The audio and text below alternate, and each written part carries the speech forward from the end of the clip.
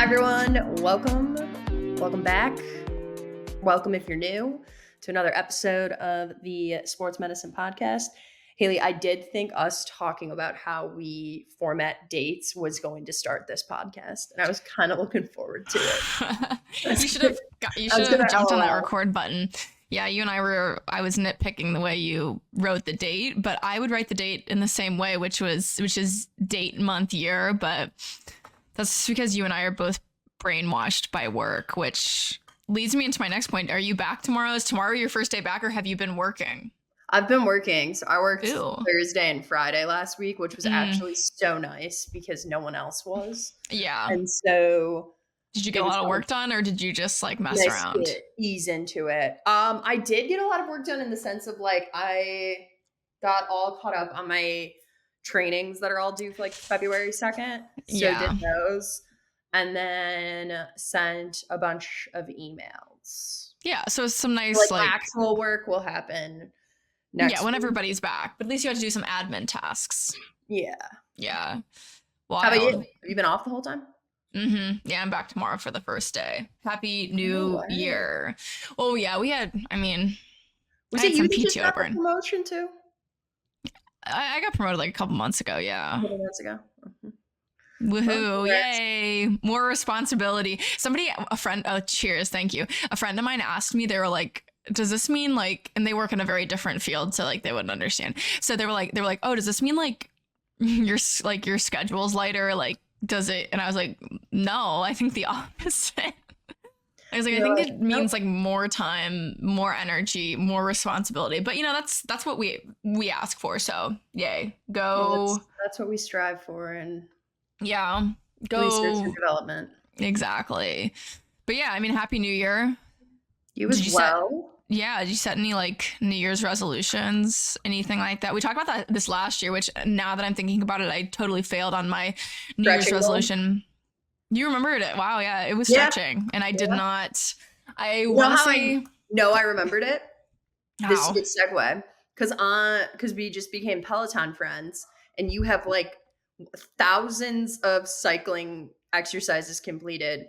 But I was snooping along your profile, and you have like one stretching exercise. Yeah, I have like one stretch and like 2 meditation. It's like I've really been taking care of myself. Like, but 500 cardio and 1,000 cycle. So we're just running ourselves into the ground. But nice. Okay, so that's a good. So we're Peloton friends now. We're more than just friends, guys. We're Peloton friends. Yeah. Co-hosts, Peloton friends. You and I need to do a ride together sometime. Yeah, so as soon as my tailbone's healed up, definitely. You're a little on the DL. Yeah, for sure. Also, as soon as my like lower body gets used to the Peloton seat, because that hasn't happened either yet. Are you talking particularly about your ass? Yes, I am. Yes, it does take it's a small little very hard seat. Yeah, so anyone know how long that takes until it won't like be so miserable, or is it just kind of I won't lie, like almost every time you get on it you're like, whew, it wakes you up a little bit. But I do feel like it's you get used to it. Check in maybe like 20, 25 rides in. I think you also like need to sit down on the bike with the mindset like this will be slightly uncomfortable. Okay. No, that's and good. like make sure you're sitting on the widest part of the saddle, like all the way back. I find it hilarious that they call it a saddle too. I find myself when they said that during the rides. When they said that for the first time, were you like, I'm not on a horse, guys? Yeah. Like like I was like, is it gonna like neigh at me? I was LOLing. Okay, well that's good to know. So are you liking the Peloton? Resolutions, I signed up for like some programs on Peloton. Okay, like some challenges or like. Yep. So we'll see how far into this new year I can hang on to those. I'm also pretty pretty good start.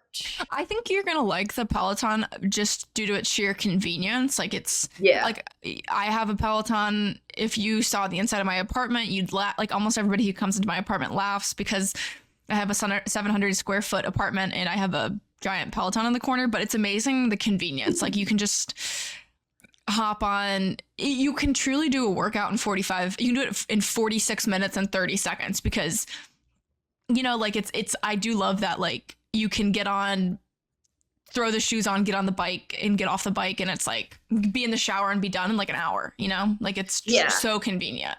No, it is. And I like actually in terms of stretching, it's like cool that after every single workout, it like pops up the, you know, the video text box. That's it's like, please God, please stretch.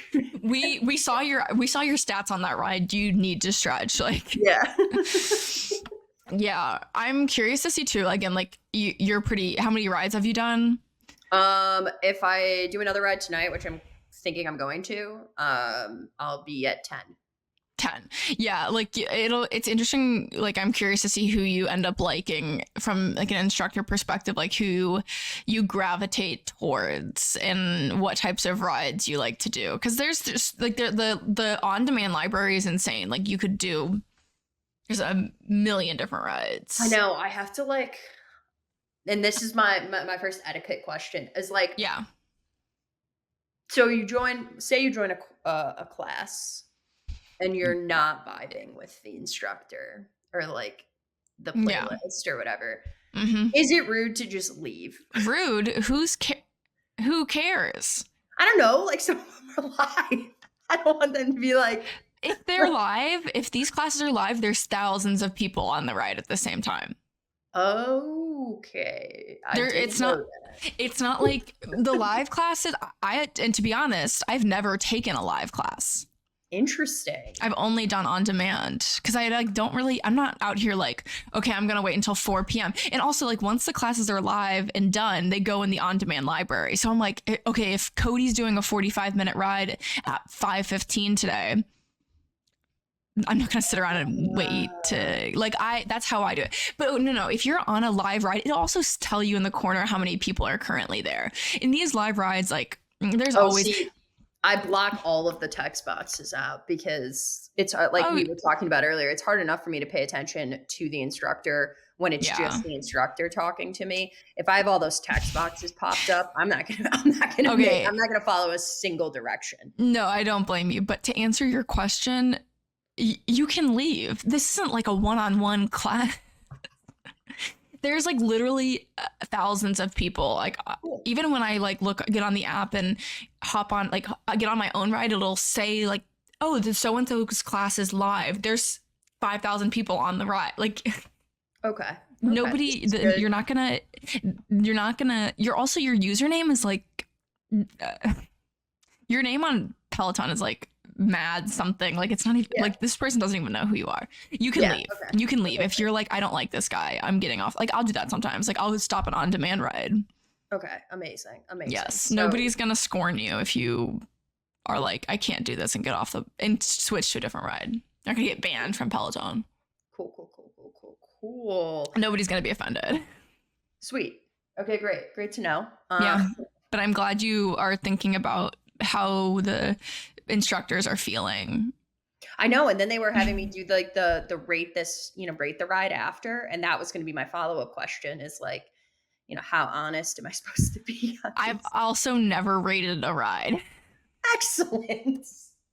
Like I get in, like I treat, why would I don't need to rate it. So like if you know what I do? If I like the ride, I'll bookmark it. Oh, so you can come back and do it again after. Yes, like if it was a really good ride, like I really don't think I've ever rated it, but I bookmark a handful. Like if it was a really good workout, I'll bookmark it. Okay. Yeah. Wow. See, aren't you glad I asked these important questions? You're treating Peloton with such kindness, like it's like a real instructor in your apartment. I was going to ask if I had to wear a helmet on the bike, but everyone else answered that for me because no one wears one on any of the videos. No, you don't have to wear a helmet. But I will say sometimes, like I have a bike. Well, you have a bike too, like a real bike. Yes. There are times I get on the Peloton where I feel like I should put on a helmet because I'm getting on a bike, but it's just something about like that muscle memory feeling that I'm like, I'm getting on a bike, where's my helmet? And I'm like, wait, no, I'm stationary. Like, I'm going to be fine. I obviously do not need a helmet. But I'm glad you thought about your safety. Yep. Thank you. Thank Yeah. you. I feel like there was one other important question that I had regarding the Peloton. But now I can't remember. Oh, do the shoes that you get with them, do they work with like real bikes? Like, are they actual bike shoes or are they just Peloton shoes? Depends on what type of shoes you have. So like bike clips, there's a few ways the clips are oriented but they're always and I don't have Peloton shoes. I have bike shoes. They're not like, I don't have the Peloton specific shoes. I have clip-in shoes of a different brand. You just have to make sure the clip on a real bike matches the clip on your shoe. There's like 2 or 3 different variations of clips. So they could very well work. I don't know how durable, I'm not sure if, that's a good question for Reddit. Like, are Peloton shoes good on an outdoor bike? I don't know how durable they are, if they're like more of an indoor bike shoe or if they can be used to be clipped in outside. Interesting. Have you ever clipped in a bike outside? No, I never clipped into a bike, period. This is all very, very new to me. My only caution for that is try that a few times, like in your neighborhood before you like do that for real. before you for real see. Yes, it's hard. Like, yeah, riding a bike with clips is like terrifying. Like clipped in is scary for me personally. Like I'm kind of scared when I do it. Because like if you're I can imagine you're in the city. Like how do you stop? Well, and, like, no. I've never clipped in the city. I'm talking about like when I'm home, like in India. Like my dad's a biker, and like I'll bike with him, and like he clips in. I never clip in because like if you come to an intersection, you're clipped in. You have to be able to clip in and clip out quickly, and I'm like not very good at that. Or else you'll fall. Like I've been with my dad where he's fallen over because he couldn't unclip fast enough and couldn't get his legs on the ground, and he literally just like falls like a tree. One time we were going up gravity one time we were going up a really steep hill in Michigan, and he fell over because he couldn't unclip, and he was going like we were going up like a steep ass hill, and he literally just zoomed because he didn't have enough momentum to move upwards, and he couldn't unclip fast enough to get his feet on the ground, so he was just stationary and went boom.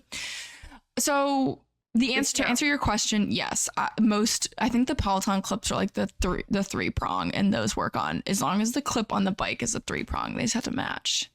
Interesting. Yeah. I will say with all of my knee issues, that is like the hardest thing for me right now with the Peloton. Like I have to sometimes use my hands to help me unclip. You'll get used to it for sure. It feels like I'm gonna tear an ACL. Yeah, it feels like it, but the thing I would say about unclipping is don't resist. Like the more you slowly resist it, the harder it is on. Like it makes your knee twist. Like you gotta like just go really for it. Yes, like rip it off. Because the slower you go, you're right. It does. It puts it in this weird. You're right. Like it feels like you're tweaking your knee trying to get out of the clip. Yes. But yeah, I would say go faster. Okay. Yeah, put some momentum into it. Genius. It's definitely an art form. Like I have my own way. I think about my way that I clip out. It's hard to do for the first few times. Fascinating. Yeah. But I'm glad you have a Peloton. Glad we're friends on Peloton. You'll catch me. Tuesdays and Thursdays are my biking days.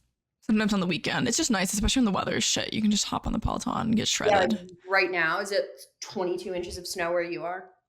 No, it hasn't started snowing yet. It's supposed to, but Philly, it's I always question the snow. It's usually like all bark, no bite. Like they'll be like, oh, it's gonna snow 12 inches and it snows 2. So it's beautiful out right now.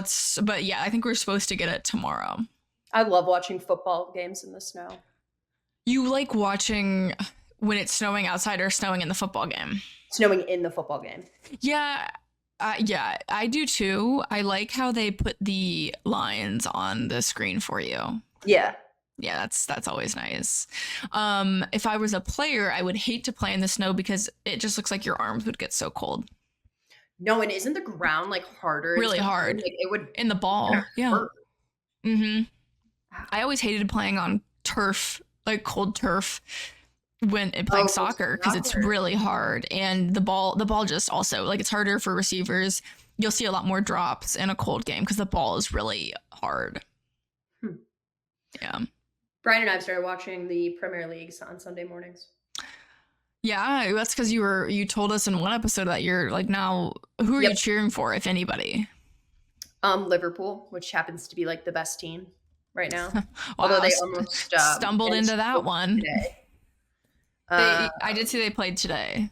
It's a nice little Sunday morning tradition. Like, you wake up, have a slow Sunday morning, and you watch some football, some nice coffee, some nice espresso, some soccer.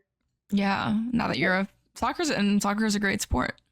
Are you getting into it? Are you like cheering? Yeah, no, it was kind of funny. Like, it's kind of crazy how quickly you can get into it. Like, I still don't know. I can never tell the difference between like a tackle that is okay versus clean, a tackle that is like not.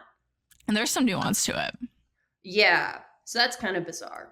Yeah, you'll figure it out. There's like, if they're going for the ball. I also totally understand the whole, like, really hard to explain what offsides is. Pretty easy to identify it while watching the game, though. Like, on some like longer passes, I'm like, that's gonna get called back. There's no way that's legal. Yeah, I think you have to, once you know what to look for, which is like the last defender and the highest attacker, like it's pretty easy. And there are some things there, and there's some things that like look too good to be true. Like, they play the long ball and there's some guy just there, some things like it looks like offsides, or it's like, wow, how did he get past everybody? Oh wait, he's offsides. Mm-hmm. Yeah, there's definitely, in the way they play, the way they show the game on TV, I think it's pretty easy. You see the whole field, so you can see offsides pretty easily. It is insane how they can like contort their body to score, like mid-air. Yeah, that's a huge part of the game, is like being able to flick, like, they're flicking balls on with their head, the back of their heel, Yeah, like, that's what they'll do anything. In the game today. This dude, I think it was Trent Alexander-Arnold. I don't know, or maybe McAllister. You could tell me it's Smith. Anybody, and I'd say yeah. Sure. But this dude, like, he like passed it off the back of his heel, like, while like running this way. Yeah. Passes the ball that way. Dude scores. I was like, that's why it's the beautiful game. I think that, like, I think watching soccer is, I understand not liking soccer because there's not a lot of point scoring. Like, I totally understand that. But yeah, what they do with the ball is amazing, and headers, and just being able to do all of, ball manipulation with literally their feet. Like, it's hard to do. So, and they're so physical. They're so strong. Yeah. That's the other thing I think as I get older, as you get closer to 30, you have a new appreciation for. I feel like in high school, whenever I watched soccer, I would just be like, man, everyone flops all the time. It's so boring watching everybody flop. And then you start to get towards 30 and you're like, the speed at which the ball or that person is running and then hits that other person who is stationary, I'm like, no, that actually probably does really fucking hurt. Okay, but they're still flopping a ton. The women don't flop. Watch the women's game. I mean, they do sometimes, but no. They still flop like crazy. I think it's insane. The acting. I think it's easier to flop when it hurts. I don't think these. I think you just let it out. Yeah, I think they're just really good, not even really good actors. They're bad actors, and they're just, I don't think, yeah, we have to watch a soccer game together sometime, and I'll just be like, no, that didn't hurt at all. He didn't even touch him. He's fine. Okay. That'll be exciting. So we'll plan Peloton ride first, soccer game second. I'll come to Cincinnati. We'll watch a Cincinnati FC game. Cool. That sounds good. I will be expecting a high five on our Peloton ride. I'll be very if you're lucky. I'm not a huge high fiver, but I'll give you a high five. Golly. You don't high five. You don't rate the classes. You don't do the live ones. Like, when people high five. I'm a Peloton Scrooge, I guess. No, I just like get my work done and get. I don't need to I don't need to high five somebody because it's their 100th ride. Like, cool. Like, it'll give you suggestions to high five. It'll be like, so and so did their 500th ride. Give them a high five. I don't miss one. I'm so quick to send the high five. When people high five me, I'm like, who the fuck are you? I'm like, ew. I'm like, do you know me? I don't know. I'm always like weirded out. Yeah. Never done that. I've never high fived. That's a good Peloton. Never have I ever. Interesting. Yeah. I guess I'm not surprised, but it's a little cold of me, but that's, I feel like, kind of on brand too. So yeah, I would agree. Was the Peloton a Christmas gift, or did you guys like just decide to get the Peloton? It was a Christmas gift to ourselves. Given the old FSA money. Oh yeah. We had left over. Did you buy a new one, or did you like buy it off of somebody? No, we bought it off of Peloton, but we bought it refurbished. Yeah, smart. So it was a little bit cheaper. And then we didn't do the Plus because I had found out from, I think it was you, that like you can do the other workouts on your phone. So I'm like, why do I need a screen that flips? Yeah, no, you're right. I forgot they had the flexible screen. I would agree. I think it's not. And so honestly, you can also like set yourself up. Yeah, you can set yourself up to like still see the screen. I don't think it's that big of a deal. Yeah. So I don't really pay attention to what's on the screen anyway. So I'm kind of like, I don't really need. You're just biking for 30, 40, whatever, however long the class is. You're just going with the flow. Mm-hmm. One day you'll get really into it and you'll be like. I did try you'll be wearing bike pants. And that was really easy because they like told you what zones to be in. And that's like color coded. Yeah. So my brain was it was very easy for me to be like, or the yellow part or the purple part. Or the green part. This all should be easy for you because it's all numbers based. Like you just look at the bottom of the screen, you adjust the resistance, you hit the cadence zones, like. Well, but like I'm kind of confused on that sometimes though, because like I get like resistance less, pedal faster. Like that part makes sense. Typically. Or, like, resistance but they more, tell you. Pedal slower, like, but like, I don't know. They're like it gives you the zones and stuff. And I'm like, fine, like it's staying in there, but then I see like all these other people that have more output than I do, and I'm because they're stronger than you. I'm like that. Yeah, like, but you just have to listen to the instructor. They'll say you're supposed to be your cadence is, resistance 40 to 50 cadence. See, and I do sometimes miss those, so you need to listen to those. 5, and then all of a sudden I'll be like, oh shit. An output is a combination of those numbers. So somebody could be the instructor saying you need to be 40 to 45 or 40 to 50 with a cadence of 75, and somebody could be at 50 with a cadence of 75 and their output's higher in their number. That's why they're beating you. Like you need to listen because that's how they do the workout. Because the workout isn't stationary. You may do some fast stuff. You may do some climbing where you have to crank up the resistance and slow down your pedals. So you're not trying to just find your own personal way to produce the most output. No, not at all. And there are parts of the workout where like it's not always about output. There are definitely times where the instructor will say like, okay, try to hit an output. Like they'll give you output. They'll be like, your output should be over 200 right now. Oh my gosh. Yeah, it's like a class where the instructor it's like you're sitting at Soul Cycle and the instructor's at the front of the class and they're telling you what to do. Never done one of those. Have you ever been to a workout class? Yeah, I did used to do Orange Theory. It's just like the Orange Theory. They're telling you what to do and you just listen and do, and you need to make sure you use the knob in the middle.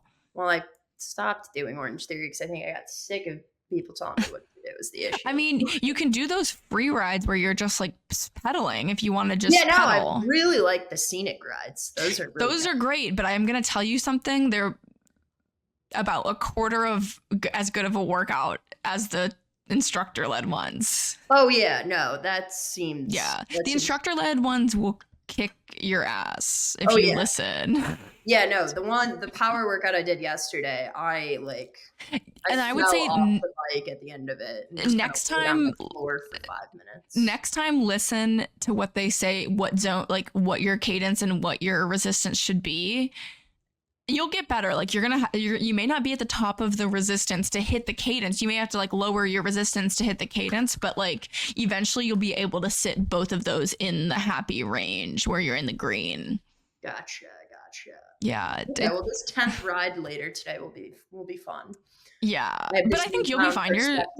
And then you'll start to, like, if you care at all about the leaderboard, you'll start to do better on the leaderboard if you actually if you're care deeply about it. I just don't like looking at it right now look at it at the end. Yeah, for sure. But it'll help you be more competitive because everybody else is following the directions.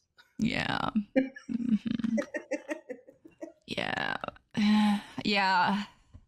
Not surprised that you just like march to the beat of your own drum on this one, but this one I'll tell you, like, give it a whirl where you do follow the instructions. It may surprise you. Nice. Yeah. Well, now that we know how to use the Peloton. We do. Sometime we'll do a class live from the Peloton. Oh, that'd be fun. We'll probably during a class. I'm gonna send you some instructors that I think you'll like because there's a few that I feel like you'll vibe with. Okay, cool. Please do. There's a few that there's one like Jess who she's on ESPN and she does Peloton on the side, but she's like a good one. Jess Sims. Who has that kind of time? She's very fit too. Yeah, I would imagine. There's not a lot of people talking on ESPN who aren't extremely fit. I don't know. There's some. Well, I guess I would say there's not a whole lot of people on Peloton who are Peloton instructors who aren't extremely fit. But yeah. Okay. Well, let's talk sport. Now that we've gone over our personal sporting, aka the Peloton, and your Sunday morning soccer. What's catching your eye in the sporting world? There's a lot going on. A lot of college football. Yeah, college football is probably number one right now. What do you think of next week's quarter? What is it? Semifinals? Yeah, semifinals. Yeah, semis, I think. Or I guess what do you think of the whole? What are your thoughts on the CFP to date? I would say love it. Did you like it? Me too. Yeah, I like it too. Do I think they set it up completely wrong? Like with the teams? Yes. Absolutely. Yes. I think that, the fact that Penn State has pretty much just gotten to skip their way, and I mean that is the version that's not quite running, but not quite walking, skip their way to the semis is a little bit of a question mark. What do you mean Oregon, they skipped their way? They've had the easiest schedule and they should have had to play one of the best teams first, not the other worst team. They were the 6th seed, right? And their first they played the 11 was SMU. Yeah, SMU's pretty good. No. Oregon should have played a number 1 seed. Should have played the number 11 seed. But no, that doesn't work that way because there's a bye. You can't have the number 1 seed if there's a built-in bye. Whoever doesn't have the bye, the top 4 seeds, the worst team. That's how they do it in college basketball too. The number 1 seed plays the 64 seed. Yes, but there's no buys in the NCAA basketball tournament. There's a bye. There's 4 teams with a 12 tournament team. You have to have. Yeah, there's a bye for the top 4. The bye then. I think they should have restructured. Then it couldn't happen. Yeah, you can't not do. Then it takes too long. You have to add another team or take away another team. I don't think they're ever going to get smaller. I think it's going to get to 16. But no, you have to have a bye. That's the. I think to what you saying they messed up. I think they may have made. I think the choice of the top 4 seeds, i.e. the teams that did receive the bye, I think those were interesting to say the least, because the only really team that quote unquote deserved that was Oregon. They also fit stipulation to be a team to receive a bye, as in they were their conference champion. So in a Power Four conference, so they received the bye. And the other teams, it was like unfortunate that they received the bye. Like Boise State receives a bye because they're a conference champion. Arizona State receives a bye because they're a conference champion when they probably weren't the best team, where like a Penn State. Oh, so this would have fixed my issue as well. If they would have restructured the way like people get buys, like such that like the best teams, like Oregon, Ohio State, Texas, Ohio State, and I don't know, I guess that fourth team is probably Penn State, up for debate. Notre Dame, Georgia. I know, up for debate. The fourth one up for debate. But the three out of the four just weren't up for debate. And it's wild to me that they had to like play each other. But that's because that's why but that is game. But that's, I think that's part of the point of incentivizing teams. You really want to win your conference championship if you want to get a bye. But it's proving it also incentivizes teams to just play in crappy conferences. That's not really up to their. If you're Ohio State, or you're is Ohio State going to leave the Big Ten? Or you're Alabama. Or is Ohio State leaving the Big Ten? No, they would never do that. No. Also, you have to remember that for this CFP, it's only the Power Four conferences. So it's not.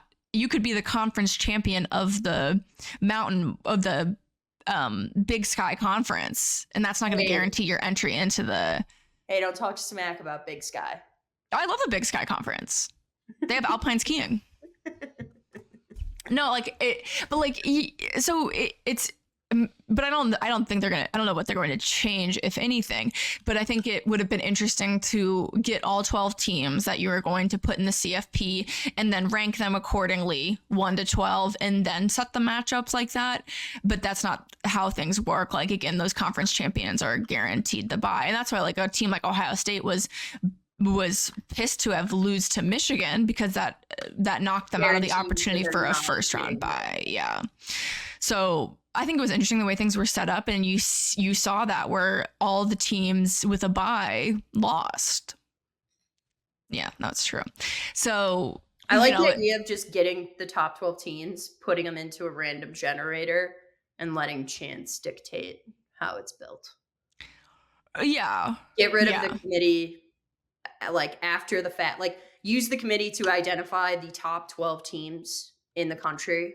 And then as soon as that's done, let the universe pick the rest. Yeah, that, or rank them 1 through 12 based on stats and all the things that they use to rank teams. Because like, Arizona State, for example, was the number 3 seed. If you put them in 1 to 12, they'd probably be 9th, 10th. And then, it would really change things. But they have to incentivize they have to incentivize and reward those conference champions in some way, shape, or form, which is how they do it. Though, like with college, and like because it's college and because it's one game, though, you think back to like the ASU game, they played so much better and like so much harder than like Oregon, who choked. It's hard to compare teams that played in 2 different games to each other. Oregon, yes, Ohio State beat the shit out of Oregon. They ran that game. You could say Texas kind of was in the driver's seat for most of that game, and then in the third quarter, Arizona State really turned that around. Just 2 very different games. Ohio State had Oregon on its back foot from the third play from scrimmage, and it was downhill from there. Where Texas left the door open for Arizona State, kind of didn't capitalize, and then Arizona State has some star power, gets things going, tie game. Also, Texas's kicker has a case of the yips and misses 2 field goals. That was awful. Yeah. So like that was a good game. You're right. The Ohio State game wasn't necessarily like a good game, fun to watch. They beat the shit out of Oregon, but the Texas game was fun. The Georgia game, Georgia Notre Dame, that was it was a fine game. Pretty good game. Yeah. The ASU game was my favorite to watch. Definitely the most entertaining of all of them. Definitely. But also I just found it interesting because they were like, from a Vegas point of view, ASU was supposed to lose by the largest margin. They were the biggest dog. Yeah, they were the biggest dog And going into like was Boise State the biggest underdog playing Penn State? I think they may have actually been. Oh, yeah. Sorry. Boise State was, but it was close. I'm I think really considering Boise State or SMU in my personal analysis. Disrespect. Again, these are teams that, yeah. I think Arizona State and Boise State were both, I think, 2 touchdown dogs going into their games. Maybe Arizona State got it down to 12, but I think Boise State was a 14-point underdog going into 14. Their game with Penn State. Yeah, I think I don't remember 13 and a half. Yeah, or something like that. Like it was either way, it was a bigger line than the other games for sure. I'm pretty excited. I would say overall, I like the. Now I think these games are a really good matchup. I mean, I think structure of it. Like I opened it up to more teams and stuff. The first weekend it wasn't great games, but it's gotten better. But now it's like I think the matchups are great. I think it's Penn State, Notre Dame, Ohio State, Texas. I think those are. I don't think Ohio State, Texas will be a very good game. I think Ohio State will destroy them.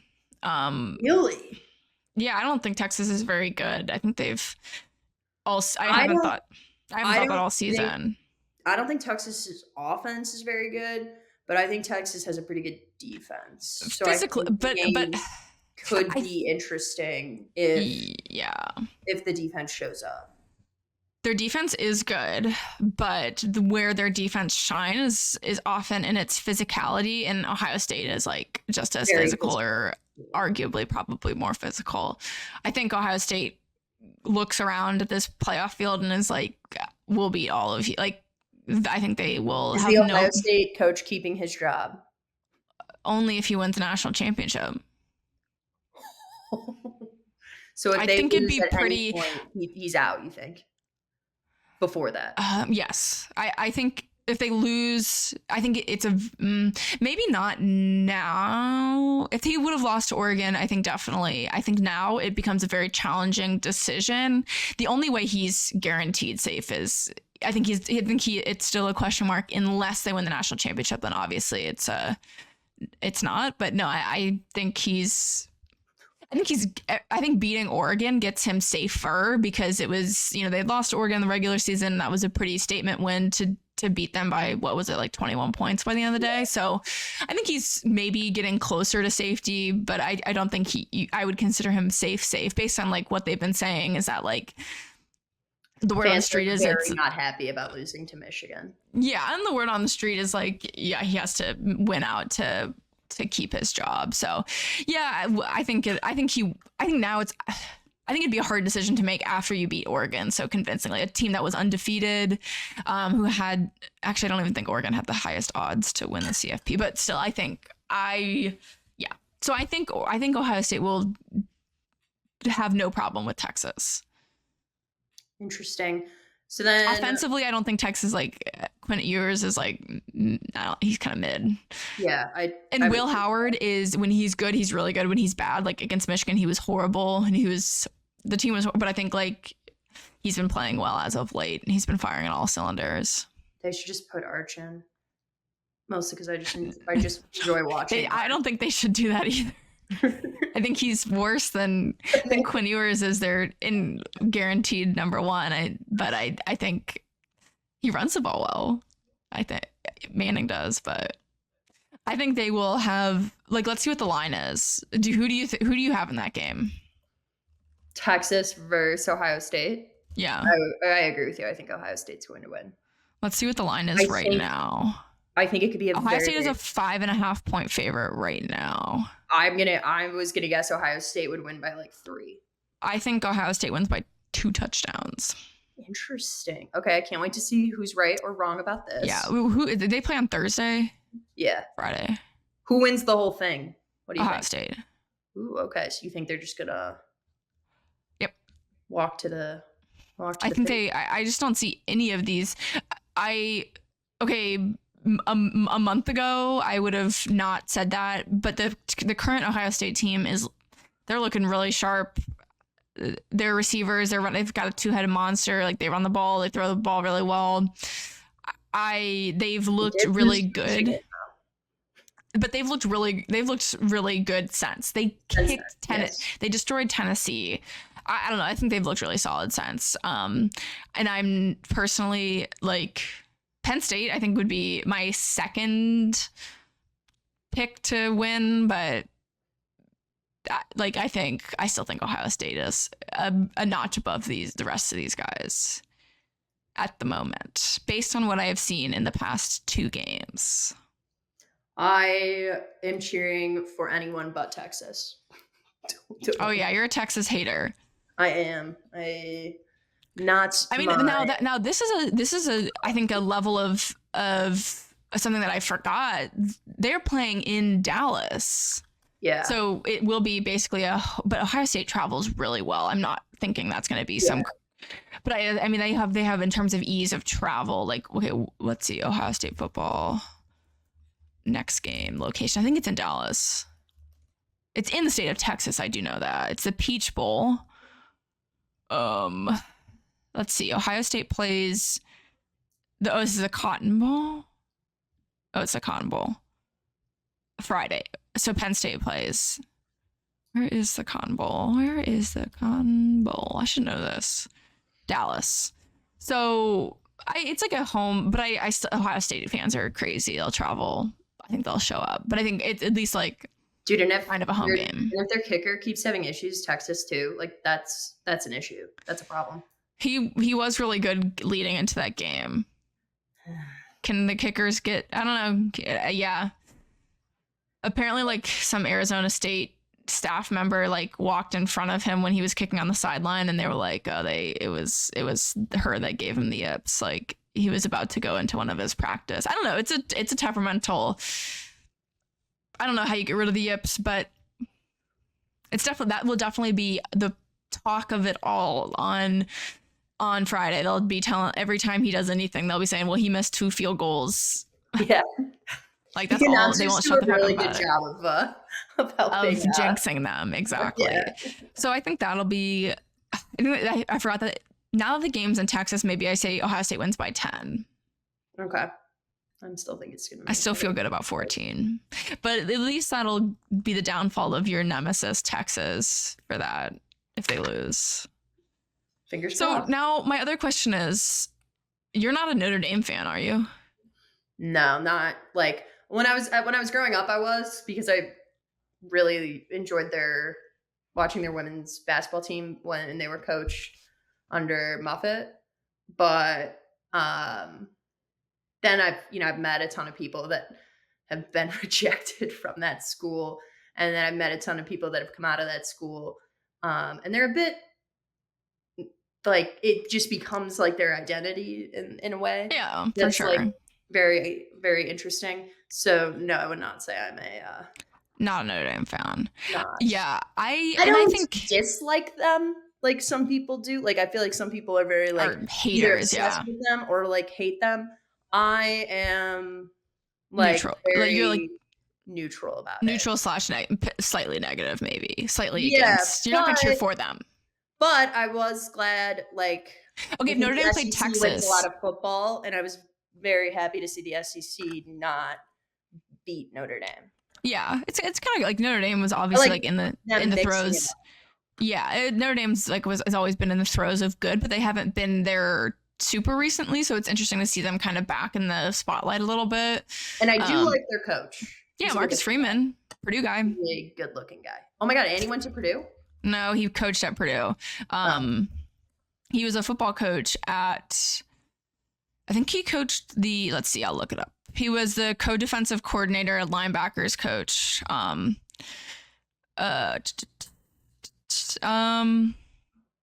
Yeah, he was the coach on their defense.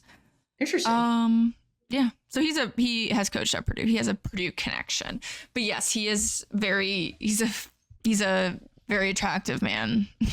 Yeah. So yeah. Notre Dame, Penn State. I think will be a good game. I live in Penn State country out here in Philly, so everybody loves Penn State.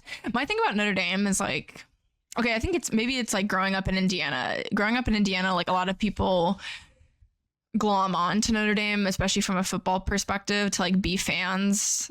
Who like what else is there to do in Indiana though? Yeah, like if you went to Notre Dame, I give you full. That's a very good school. I could never have gotten into Notre Dame if my life depended on it, nor would I have wanted to pay to go to Notre Dame. So if you went there, like whatever, I give you free reign to cheer for them, whatever. It's like the fake Indiana posers who went to. Am I frozen? No, yeah, you're back. I was frozen for a second. I was like, ew, that's a horrible look to be frozen in. It's like the fake people who are like, didn't go to Notre Dame, but are like, grew up Notre Dame football. There's like such a lore to being a Notre Dame football fan. It's like, oh, my family's always been Notre Dame football fans, but nobody ever went there. That to me, I'm like, and that's like the point of college football. You're supposed to cheer for your school. And sometimes Notre Dame, it feels like it loses. That's what kind of irks me about Notre Dame. So I guess that's to say that I'm maybe cheering a little bit for Penn State. Well, it's also like that's where you live now too. So I guess I know, but I'm not a Penn State. I'm not a Penn State fan by any stretch. Yeah. It's just like, yeah, I don't know. I guess I'm not a huge Notre Dame lover, so but like back, especially like Purdue people back in the day, like my dad's generation of Purdue fans like hate Notre Dame because the rivalry was more heated. But now I don't necessarily feel that like hatred for Notre Dame, but I'm like, you guys annoy me. But I'm also kind of excited to see them in the CFP and in this realm kind of being successful, but I'll cheer for Penn State lightly. I don't really care. I want it to be a good game. I hope they both have fun. Through this discussion, I'm realizing I don't think I have someone that I'm cheering for so much as I'm just cheering against Texas. You're a true Texas hater. Hey, that's an ugly color too. There, I think Texas's orange is gorgeous. Ew. No, it's like brown. Burnt auburn, I think, is the shade. What's the shade of Texas orange? Use some sunscreen so it doesn't have to look so. I love, burnt orange is what they call it. I love Texas's orange. I think it looks really good. That makes sense coming from someone who never high fives anyone on Peloton. But I'm not saying I'm a fan. I just like their. When at your bachelorette party, I ran like all through Texas's campus. I got into their football stadium when I was on a run. Then I was asked to leave, but I got in. Yeah, no, it's a cool. It's funny to me that you're a Texas hater that much, but I'll let it be. So who do you have in that second game? Or I guess it's the first game because it's on Thursday. I'm gonna go Notre Dame. And I think I'm also going to go close game. I'm going to go Notre Dame wins by a field goal. Yeah, I hope it's a really good game. I genuinely whatever I said, I want Penn State to win. I don't really care that much as long as it's a good game. It would be interesting, like an Ohio State Notre Dame final would be kind of spicy. I don't know. Yeah, like Penn State Ohio State have already played, so it's like, well, I guess it's the rematch, but like. Penn State Notre Dame or Ohio State Notre Dame is kind of like, oh, when was the last time? I mean, I don't know when was the last time Ohio State played Notre Dame in football. Yeah, I think I might be cheering for that. That sounds kind of entertaining. Yeah, like that's what I'm thinking. One step down the road, like what's going to be more exciting? But I think Penn State wins. It's a close game. Penn State wins by 3. Okay. Well, before we wrap up, who wins the Super Bowl? Right now, I don't even know who's in. I need these games. I don't. Oh, because you want to see who clinches today. Because I know. Well, I know there are some games today that matter. But I don't really know necessarily who it is. Dolphins game is a big one because that determines if Falcons that are playing right now is a big one. If Dolphins win, Bengals are out, right? Yep. But isn't Tua Tagovailoa out? Good try. Tagovailoa. I think so. He was listed as doubtful. Questionable, or something.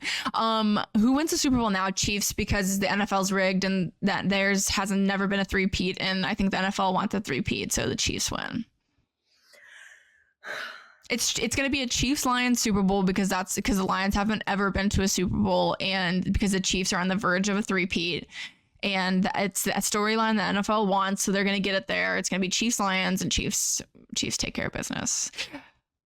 But that's and then Chiefs play, or not Chiefs, Lions Vikings tonight. That's a good game. Are they going to play their? That's important too, because whoever wins that game wins the division. So they're going to play their starter. Like the Eagles are playing, and they're playing like their whole backup team. So these teams would be playing their starters. Yep, they'll be playing starters. Okay. Yeah, that's a game that it's kind of late, but I'll watch that. It's the last game tonight. Who wins the Super Bowl? Like I said, I think Chiefs. What's your pick? Hard to bet against the Chiefs right now, but I'm going to be fun with it, and I'm going to say the Vikings. I think the Vikings would be like my fun pick to win, because like you would never have expected. They've got Sam Darnold as their quarterback. Like, you wouldn't see that one coming. I would like that. I'd also like to see the Lions win. I wouldn't, Yeah, that'd be crazy. Yeah. Oh my God. Agree. Can you imagine the city of Detroit if the Lions won the Super Bowl? Yeah, burn it down, basically. It would be fun. That's not to say that I don't want the Eagles to win. Go Birds. But I'm thinking outside the box a little bit, and I'm saying I do agree the Vikings would be kind of cool. Yeah. Yeah. Yeah. I can't even be hopeful for the Bengals right now, because we need a loss. We need the Chiefs to win against the Broncos today, playing all of their backups, and we need the Dolphins to lose. Who are the Dolphins playing? The Jets. Okay. It's difficult to lose to the Jets. Yeah, there's so many of these teams like that. I don't know if they're like on a day-to-day basis, if they're any, like, are they good? The Jets are not good. The Jets are not good. I do know that. They are fairly high in that draft order. Yeah.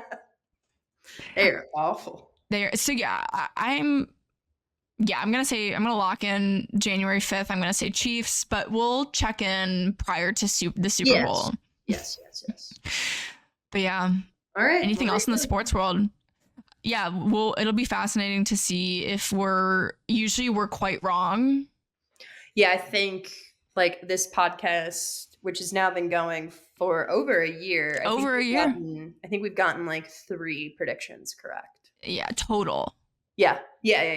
And we've made a lot of predictions. I think we're like 3 for 50, 3 for 60. That's on brand for us. So yeah. We'll stick to the day jobs. All right. Thank God we will. All right. Well, I'll see you on the Peloton. Yep. See ya. Thank you everyone for listening. This has been your weekly dose of the Sports Medicine Podcast. See ya. Bye.